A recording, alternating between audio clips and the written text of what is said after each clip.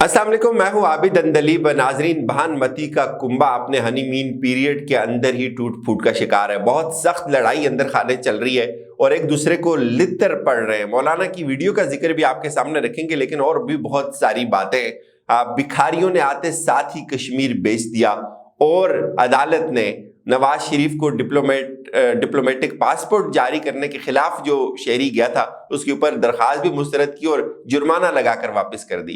बहरहाल बात करते हैं इस वक्त इस कुंबे की जो बहुत ज्यादा शौके इक़्तिदार के अंदर उसने एक मुंतखब हुकूमत का तख्ता उल्टा था कि हम पाकिस्तान को ठीक करेंगे, हम पाकिस्तान को संवारेंगे, हमारे पास बहुत अच्छी टीम है, हम पाकिस्तान के कर्जे सारे उतार देंगे। आज वो एक दूसरे के साथ दस्तो गरेबा हैं, एक दूसरे का गरेबा पकड़ने तक नौबत आ गई है। और नौबत इसलिए आई है कि ये सब पाकिस्तान के मसाइल के लिए इकट्ठे नहीं हुए थे, ये सिर्फ अपनी बका के लिए, ये अगले इलेक्शन के लिए और कुछ अरसा ये जो हुकूमत से बाहर थे उस कमी को पूरा करने के लिए इस सेटअप का हिस्सा बने थे। बहुत जबरदस्त चीजें।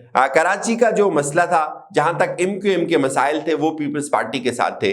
पीपल्स पार्टी MQM के साथ इस वक्त खुश नहीं है।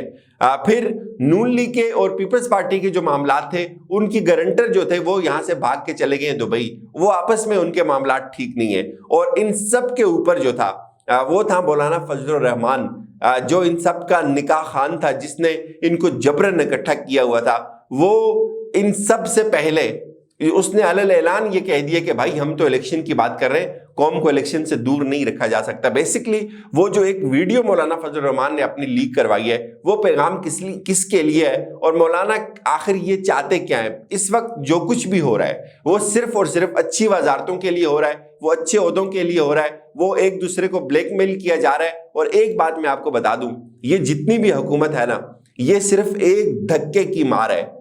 किसी एक को भी धक्का लग गया, ये इधर से उधर हो जाएगी, फिर ये ठहर नहीं सकेगी। इनके पास इतनी अददी अक्सरियत नहीं है। और ये जितने लोग इकट्ठे हुए ये गारंटियों पे इकट्ठे हुए, ये मुआहिदों पे इकट्ठे हुए, ये इमरान खान की हुकूमत को इन्होंने जो गिराया है, आपस में इन्होंने एक मुआहिदा किया हुआ था और कोई भी फरीक उस मुआहिदे से इधर उधर नहीं हो सकता। और वो मुआहिदा इतना सख्त है कि उसमें अगर उस मुआहिदे के तहत आगे चला जाएगा तो नून लीग फ्लॉप हो जाएगी। नून लीग की कोशिश ये थी कि हम मुल्क के अंदर, हम हुकूमत में अगर आए, हम ड्राइविंग सीट के ऊपर अगर बैठे तो हम कुछ ऐसी बड़े लेवल की कुछ तब्दीलियां कर लें जो हम कौम को दिखा सकें। और अब पीपल्स पार्टी ये कहती है कि ठीक है, जितना भी गंद है, जितना खुमार है, जितनी गलाजत है, वो इनके गले में पड़ जाए, हमें ये आईनी ओहदे दे दें, हम प्रोटोकॉल एंजॉय करेंगे, हमें ये गवर्नर बना दें, सदर भी हमें बना दें, स्पीकर भी हमें बना दें, हमें इससे कोई सरोकार नहीं है कि ये मुल्क किधर जाता है जाए, हमें बस ये आईनी ओहदे दे दें, हम अपने लोगों को जो है वो इसमें एडजस्ट कर लेते हैं। अब मसला इसका शहबाज शरीफ को और नून लीग का है। चूंकि अगर नून लीग परफॉर्म नहीं कर सकती और नून लीग इसी तरह बंदर बांट कर देती है, ये लूट सेल दे देती है सबको वजारतें, तो उसमें कोऑर्डिनेशन कायम नहीं हो सकेगी। नून लीग जो रिजल्ट्स चाहती है, शहबाज शरीफ जो रिजल्ट्स चाहते हैं, वो उनको नहीं मिल सकेंगे। तो अब इनके ऊपर जो थे वो मौलाना थे। मौलाना ने कहा यार मुझे आपने सदर बनाना है, अगर आप मुझे सदर नहीं बनाएंगे, इससे अच्छा टाइम मेरे पास और कोई नहीं है। कभी दोबारा इस तरह से PDM नहीं बननी, कभी दोबारा इस तरह से वीक गवर्नमेंट नहीं बननी जिसको मैं इतनी आसानी से ब्लैकमेल कर सकूंगा। तो मेरे पास ये बहुत गोल्डन चांस है। अगर अब मैं सदर ना बन सका तो यूं समझे कि मैं फिर मर जाऊंगा, सदर नहीं बन सकता, फिर मैं कुछ भी नहीं बन सकता।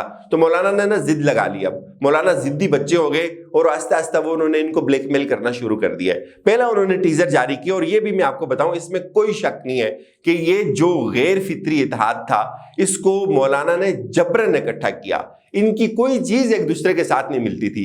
आप इनकी पिछली हिस्ट्री उठाकर देख लें, इनकी कोई चीज एक दूसरे के साथ मुश्तरक नहीं थी। पीपल्स पार्टी, नून लीग, इनके दरमियान कोई चीज कॉमन नहीं थी। MQM, पीपल्स पार्टी, कुछ अरसे इन्होंने इत्तेहाद किए में पहली गवर्नमेंटों में, लेकिन कोई चीज इनकी कॉमन नहीं थी। तो ये इनको जबरन इकट्ठा किया था और मौलाना का अपना मफाद था, मौलाना का अपना बुग़्ज़ था उस वक्त इमरान खान के खिलाफ।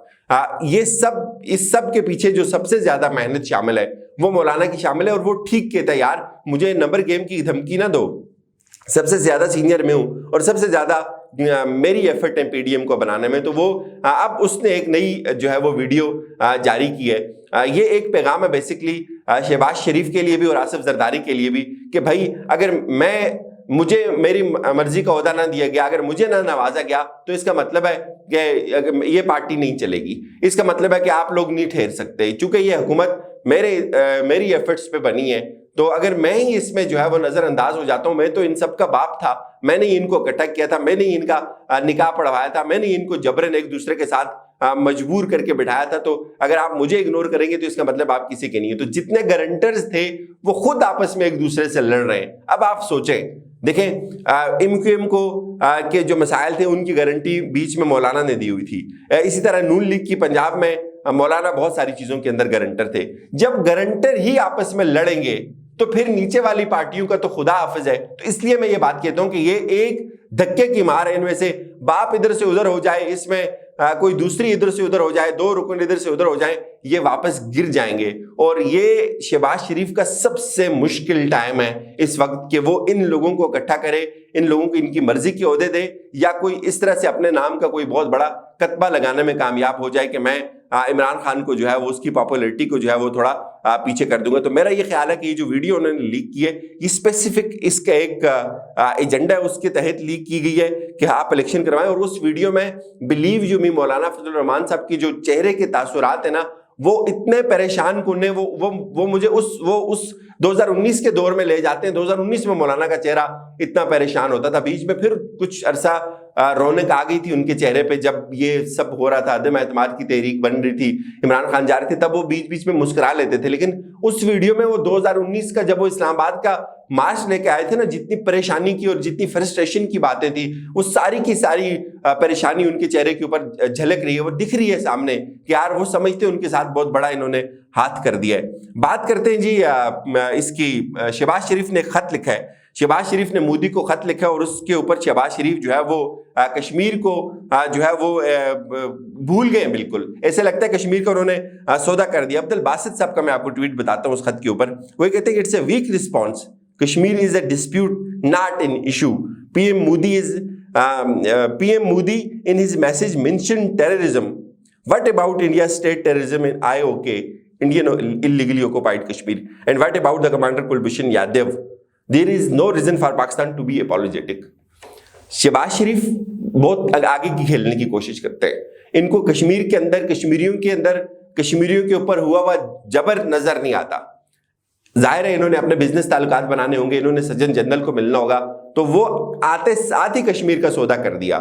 اب آہستہ آہستہ نا قوم کو ریلائز ہونا لگا ہے کہ عمران خان کی کمی آہستہ آہستہ قوموں کو فیل ہوگی. آخر پہ میں آپ کو بتاؤں گا جی, اسلام آباد ہائی کورٹ میں ایک درخواست لے کے گیا بندہ کہ بھائی یہ جو حکومت ہے, نواز شریف اشتہاری ملزم ہے اور اس کو یہ ڈپلومیٹک پاسپورٹ جاری کری ہے, اور یہ پاکستان کے ڈپلومیٹک پاسپورٹ کی توہین ہے کہ وہ ایک اس طرح کے بندے کو جاری ہو جائے. تو بتایا یہ جا رہا ہے جی عدالت نے اس کے اوپر 5,000 کا جرمانہ بھی کیا, اور عدالت نے کہا کہ تم یہ درخواست جو ہے اس کو ہم مسترد کرتے ہیں. ویسے بہت زیادہ میں یہ سوچ رہا تھا کہ یار یہ ہائی کورٹ بھی کھلی تھی اتوار کو, کہ یار توہین عدالت اور یہ ساری عدالتیں رات کو بھی کھلی تھی.